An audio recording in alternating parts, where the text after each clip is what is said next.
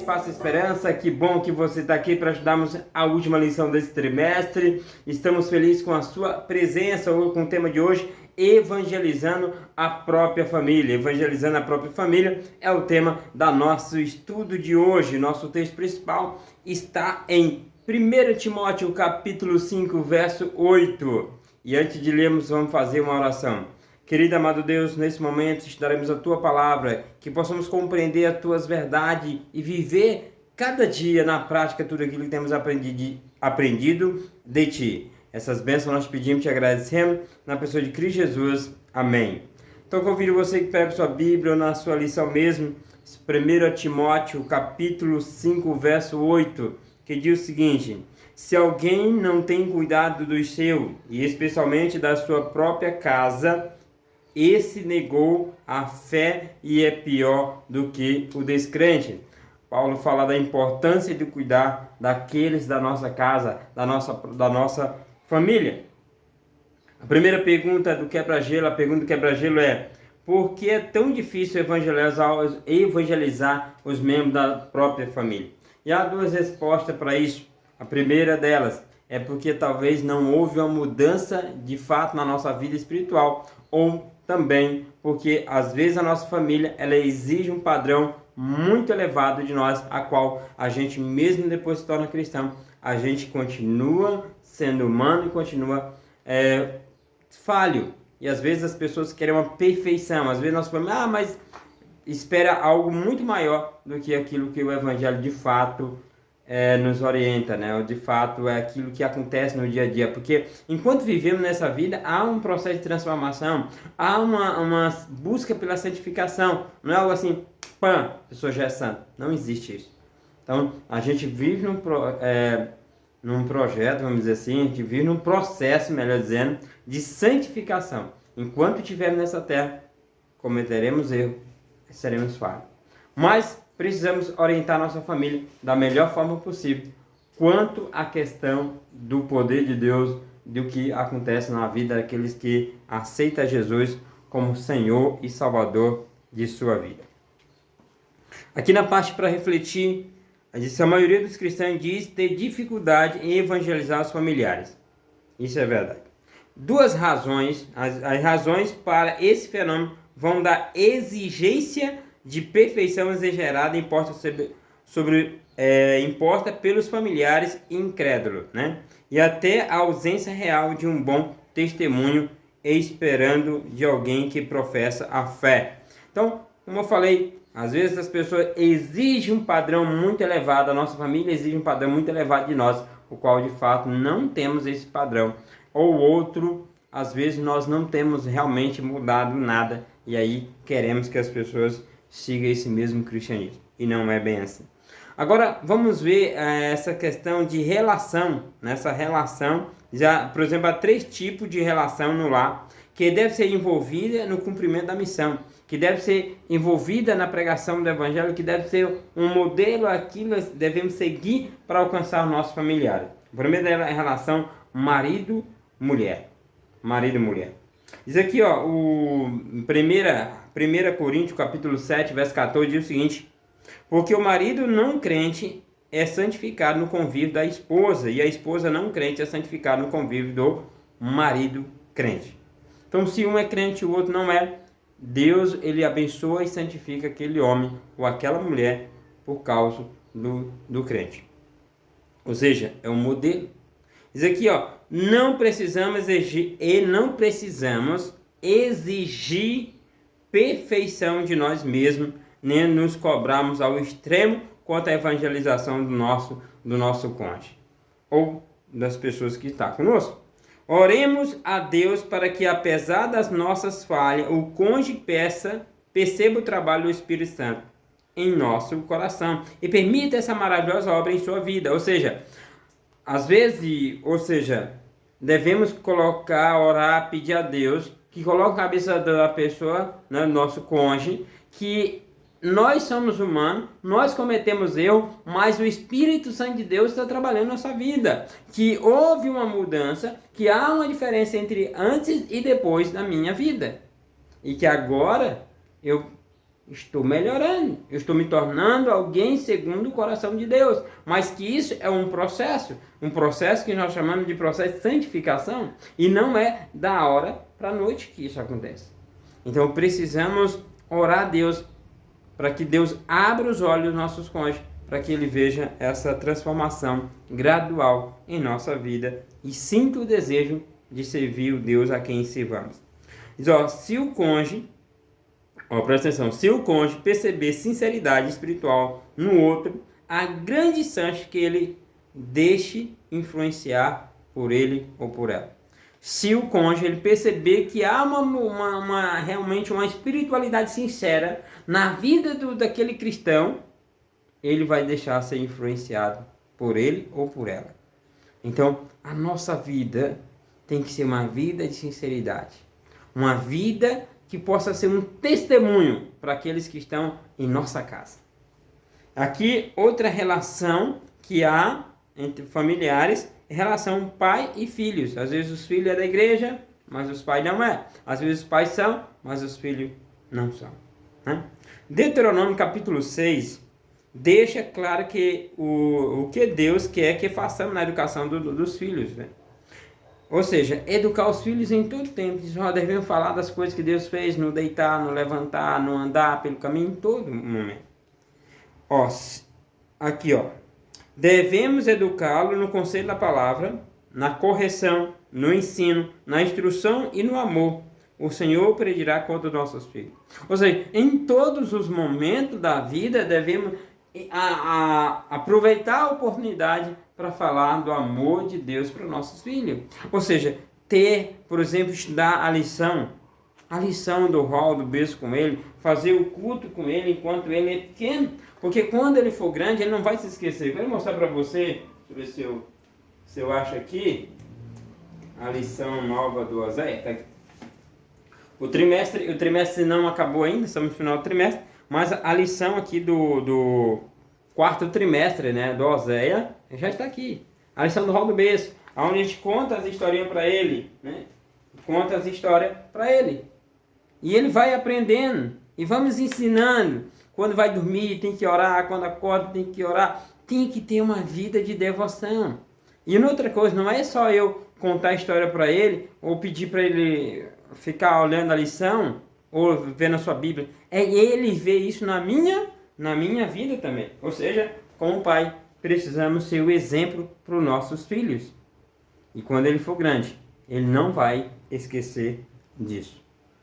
Da mesma forma, os filhos precisam orar pelos seus pais e ter uma vida de santidade, de uma vida sincera espiritualmente, sinceridade espiritual, para que os pais percebam que Deus fez uma mudança na vida de seus filhos. Relação entre irmãos. Os irmãos são, outros não são. Qual deve ser essa relação? A semelhança de André, devemos conduzir nossos irmãos a Jesus. Lá em 1 João, aliás, em São João, capítulo 1, verso 41, André, ele busca o seu irmão, né, para levar a presença de Deus. Devemos fazer a mesma coisa.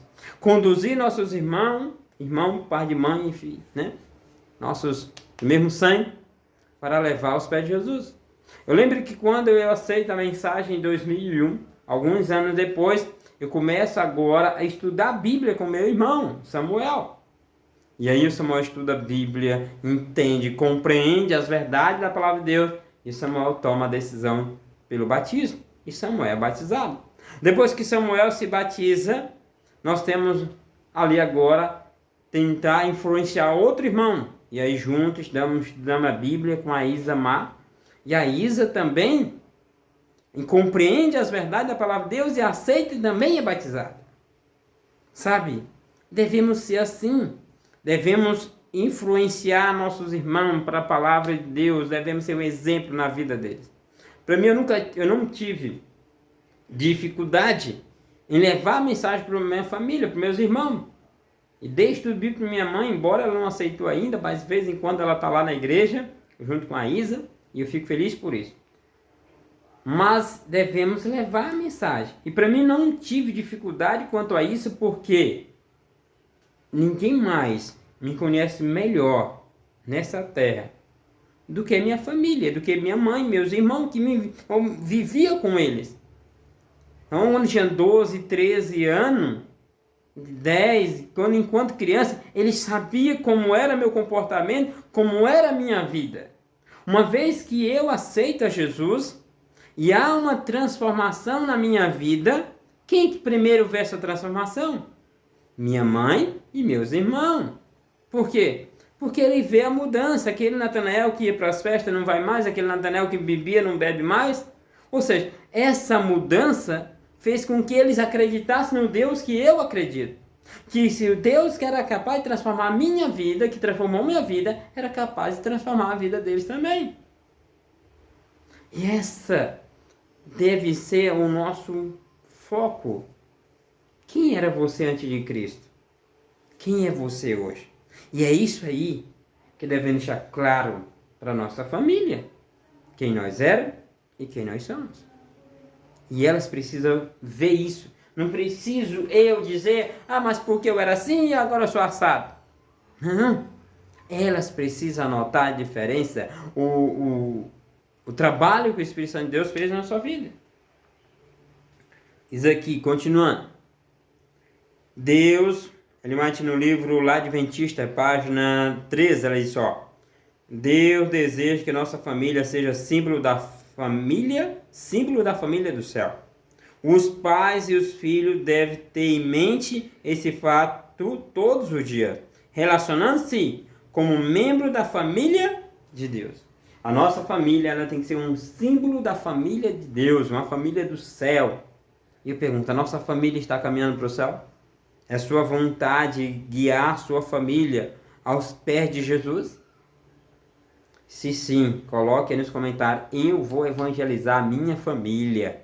Eu vou pregar para meus irmãos, para o meu cônjuge. E eu vou evangelizar a minha família.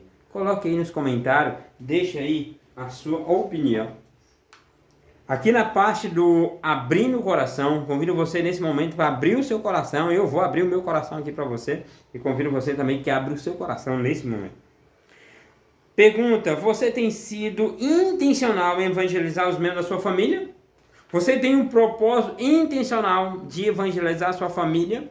O seu modo de vida, a forma como você tem testemunhado, ela tem uma intenção de evangelizar a sua família? Sabe, o meu maior desejo, de todo o meu coração, é ver todos os meus irmãos, minha mãe, meu pai, se entregando ao Senhor Jesus.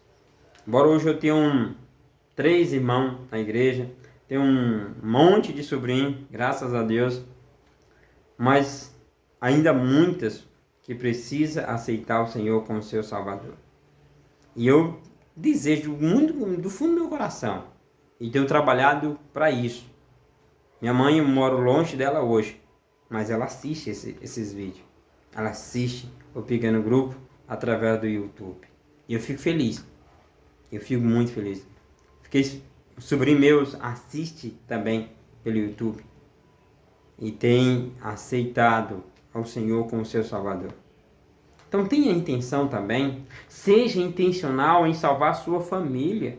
Seja intencional em salvar seus irmãos. Sabe por quê? Porque muito em breve Jesus vai voltar. Jesus vai voltar. Jesus vai voltar. E eu pergunto, você quer estar com sua família? Você quer estar com seus irmãos no céu? Sabe, meu desejo é um dia estar no céu. Mas encontrar minha mãe, Dona Maria, meu pai, seu João.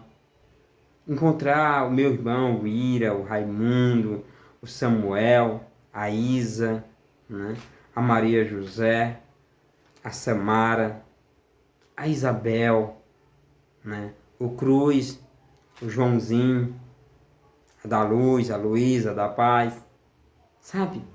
Todos eles, é meu desejo um dia encontrar todos eles no céu. E eu oro a Deus para que esse sonho se torne realidade. Uma realidade. E eu pergunto, você quer que sua família aceite o Senhor? Você quer que sua família também pertença à família de Deus? Você quer também que sua família esteja no céu? Se sim, coloque aí. Eu quero minha família no céu comigo. Coloca aí nos comentários.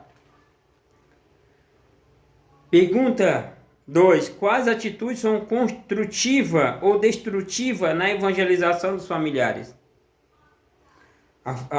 Quais atitudes são construtiva? A construtiva é quando você é um exemplo de cristão. É quando você vive o cristianismo na prática. É quando eles conseguem ver isso em você. É quando você age com amor para com seus familiares. Para quando você tem paciência com seus familiares.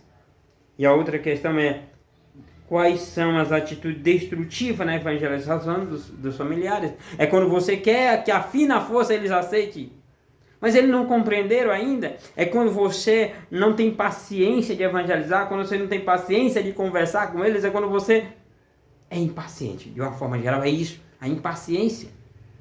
É quando você exige deles aquilo que ele não entende ainda. Por isso, o segredo é paciência. Não seja impaciente. Não seja estressante. Não seja estressado com seus familiares. Tenha um amor no coração. Fale com mansidão. Jesus disse: aprenda de mim, porque sou manso e humilde de coração. Aprenda de Jesus. Seja como Cristo. Aprenda dele. E assim você está salvando a sua família. Última questão. Você já teve alguma experiência marcante ao evangelizar familiares? Eu já. Tive o batismo, não estava presente ainda, hoje tem uma foto, vídeo do batismo do Samuel. Teve o batismo da Isa. Da Isa eu não lembro se eu estava presente, eu não vou mentir aqui para vocês, mas eu fico feliz porque ela aceitou também a mensagem. A Kelly também, eu não estava presente quando ela se batizou, mas fico feliz. Mas o mais marcante foi quando o Samuel, meu irmãozinho caçula, aceita a mensagem e se batiza. Foi um dos dias da minha área de evangelização, da minha área de pregação do evangelho. Talvez foi a decisão mais linda que eu já vi e é que eu fiquei mais feliz. Não estou dizendo que eu não fiquei feliz com os outros. Sim, fico. Fico muito feliz. Por exemplo, a Isis vai estar se batizando agora, na próxima quinta-feira, dia 28 de setembro, ou 26 de setembro, desculpa. Vai estar se batizando. O Ian se batizou algum tempo atrás. E as pessoas têm aceitado a mensagem, eu fico feliz. Mas quando o seu irmãozinho caçula aceita, meu, é diferente. Então ore para que você consiga ver seus irmãos também descendo a água do batismo. Aqui na parte trabalhando junto, você anote nome de familiares que você deseja levar para o céu aos pés de Cristo. Eu creio que você vai anotar a família inteira, né? Mas note aqueles nomes especiais, principalmente aquele que você deseja levar para Cristo ainda esse ano. Coloque aí o nome dele, né? Coloque o nome aí no papel, ore por ele, fale com ele, testemunhe para ele.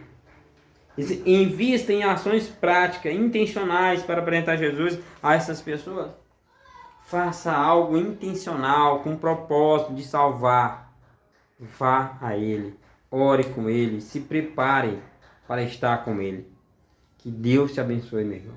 Que você seja usado pelo Espírito Santo de Deus para salvar a tua casa, a tua família, meu irmão. Esse é o desejo do PG Espaço Esperança. Esse é meu desejo, que você esteja no céu juntamente com sua família, e lá você vai poder conhecer a família de Natanael, e eu conhecerei a sua família também, bom? E vamos orar. Gostaria de orar por você nesse momento. Querido amado Deus, muito obrigado, Senhor, por esse estudo. Obrigado, Senhor, porque o Senhor nos dá o privilégio de evangelizar a nossa família, nossos irmãos, nossos pais. Senhor, nos ajude, Senhor, a cada dia a ser instrumento usado pelo Senhor para a evangelização daqueles que estão mais próximos de nós.